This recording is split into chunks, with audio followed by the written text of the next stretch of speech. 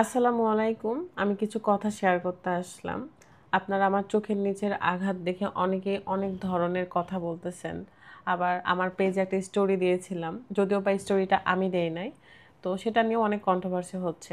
হ্যাঁ, এটা নিয়ে আপনারা কথা বলবেন খুব স্বাভাবিক। কারণ সেলিব্রিটি ফারহানা বিথির লাইফে ১ম বার আপনারা কোনো কিছু একটা পেয়েছেন আরকি কন্ট্রোভার্সি করার জন্য। ঠিক আছে?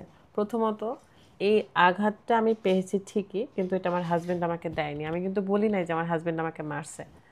আমার হাসব্যান্ড এখন হসপিটালে আছে কারণ সে অসুস্থ। তার মানে এটা না যে আমি আমার হাসব্যান্ডকে মেরে হসপিটালে পাঠিয়েছি।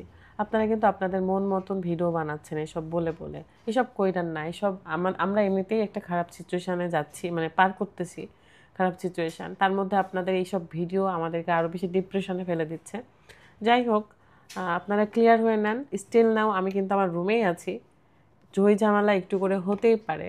তো আমার হাজব্যান্ড রাগের মাথায় ওই স্টোরিটা দিয়েছিল, বাট তখনই আবার হচ্ছে আমরা ওটা ডিলিট করে দিয়েছি। তো আমি বুঝে গেছিলাম, কারণ যেহেতু এত বড় একটা পেজে একটা এত সিরিয়াস বিষয় নিয়ে স্টোরি দেওয়া হয়েছে, এটা নিয়ে অনেক কথাবার্তা হবে আর এটা সহ্য করতে হবে, কিছু করার নেই। আর আপাতত আপনারা এসব নিয়ে ভিডিও কইরেন না, ঠিক আছে? দোয়া করেন। কারণ আমি দেখলাম রাজশাহীর একটা গ্রুপ আছে, আমাদের রাজশাহীতে আমার হেটার্সও অনেক বেশি। কারণ রাজশাহীতে অনেক ব্লগার আছে যারা অনেক বছর ধরে চেষ্টা করে করেও হয়তো সাকসেস পায় নাই, বা সাকসেস, আমি হুট করে বাইরের একটা মেয়ে রাজশাহীর বৌমা হয়েছি, রাজশাহীর ছেলের বউ হয়েছি, হয়ে আমি একটা সাকসেস পেয়েছি। তো এটা নিয়ে আমার উপর অনেকের হয়তো হিংসা আছে, বা যেটাই থাকুক, সবার জন্য আমার ভালোবাসা থাকবে। তো একটা গ্রুপ আছে যে গ্রুপ কখনোই আমাদেরকে নিয়ে কখনোই পজিটিভ কথা বলেনি, কোনো দিনও না। আমি কখনোই তাদের কাছ থেকে কোনো সাপোর্ট পাই নাই রাজশাহীর গ্রুপটা থেকে। তো লিখেছে দেখলাম যে আম্বানির বউয়ের নাকি আম্বানির সাথে আম্বানির বউয়ের নাকি ঝামেলা হয়েছে। তো এটা কি সত্য নাকি মিথ্যা? হ্যাঁ, তাদের নাকি আলাদা হয়ে গেছে, তারা এটা কি সত্য নাকি মিথ্যা, মানে খুব খারাপভাবে কথাটা লিখেছে আর কি। তো আমি তখন একটা জিনিস ভাবলাম যে কাছের মানুষরা, এটা তো আমার কাছেরই, কারণ আমি তো এই শহরেই থাকি, রাজশাহী শহরেই তো থাকি। কাছের মানুষরা কখনোই মানে আনন্দ দেখলে খুশি হয় না, কিন্তু কষ্ট দেখলে খুশি হয়, বুঝছেন? তো এই খারাপ সিচুয়েশনে অনেক কিছুই বুঝলাম। এখন বিষয় হলো আমার হাজব্যান্ড পোস্ট করেছে হসপিটালের কিছু পিকচার। সেই পোস্টে হয়তো লিখেছে যে আমি অনেককেই পাই নাই কাছে। সে তার দুঃখ থেকে কথা বলেছে, কারণ সে আরও আরও কিছু বন্ধু বান্ধবদের আশা করতেছিল যে তারা হয়তো তাকে দেখতে যাবে এই জন্য।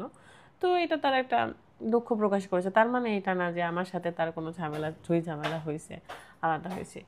চোখের নিচে আঘাত সব সেলিব্রিটিদেরই কেন জানি হয়, দিয়ে নাকি আলাদা হয়ে যায়, ডিভোর্স হয়ে যায়।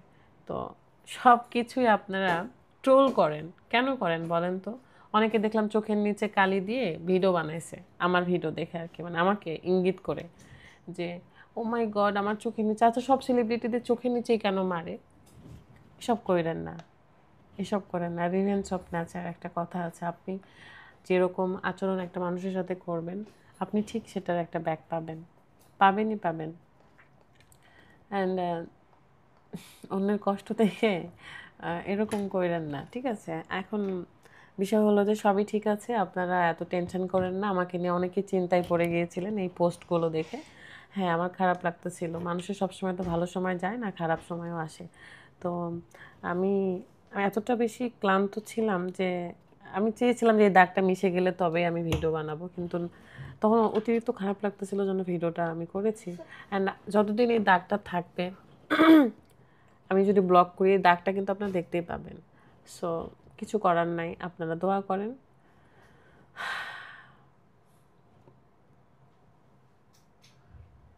জীবন এটাই, দুঃখ কষ্ট মিলিয়ে জীবন। 24 ঘন্টার মধ্যে মাত্র 3 মিনিট আপনাদেরকে দেখায়, আর আপনারা মনে করেন যে সারাদিনই ভিডিও করি বৈশা বৈশা।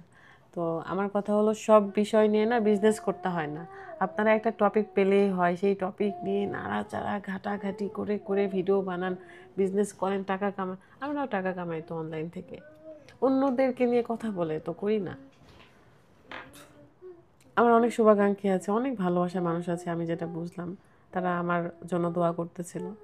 তো থ্যাংক ইউ সো মাচ, সবাই ভালো থাকবেন। অ্যান্ড তিলকে তাল বানায় না, এটাই বলবো। সব কিছুই নর্মাল আছে, জাস্ট একটা মিসআন্ডারস্ট্যান্ডিংয়ের জন্য আমার হাজব্যান্ড উত্তেজিত মাথায় ওই পোস্টটা দিয়েছিল, অ্যান্ড তখনই আমি ডিলিট করেছি। আর সেটা নিয়ে আপনারা শুরু করে দিয়েছেন অনলাইনে, এখন খালি এটাই চলতেছে। অ্যান্ড একদমই ভালো লাগছে না এটা, একদমই না, স্টপ, চলে যান। কারণ আমার ফ্যামিলি, আমার শ্বশুরবাড়ির ফ্যামিলিটা কিন্তু খুব ডিস্টার্ব হয়ে যাচ্ছে সব দেখে।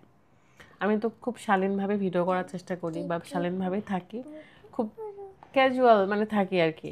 তো আমার মনে হয় যে আপনারা এটাকে নর্মালি নেন, নর্মালি না মানে এটা ভুলে যান, এই বিষয়গুলো ভালোভাবে বাঁচতে দেন আমাদেরকেও, আপনারাও বাঁচেন। তো আমি রেগুলার কাজ চলে আসবো আবার কালকে থেকে, না হলেও পরশুদিন থেকে রেগুলারই কাজ করব। আর সবাই ভালো থাকবেন, সুস্থ থাকবেন।